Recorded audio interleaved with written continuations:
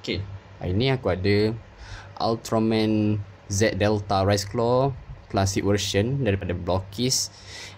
Dia tak keluar lah yang global, dia hanya keluar yang apa ni orang panggil, dia keluar yang plastik, yang China version saja. Korang memang akan dapat macam tu lah. Ni pandangan daripada depan. Dia ada QR, ada stiker Subraya approval, menandakan benda ni original lah.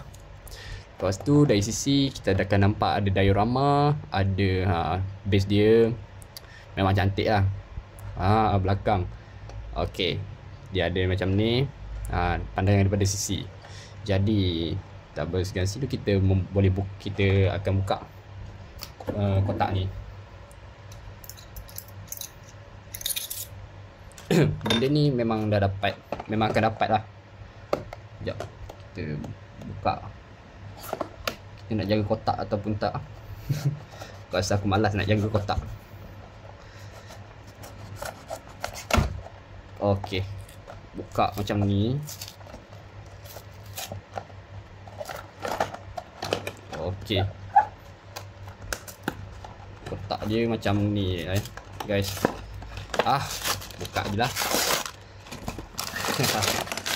Okey, ada stiker, ada diorama. Dia boleh tahan. Kad dia tak ada tapi dia tunjuk lah Z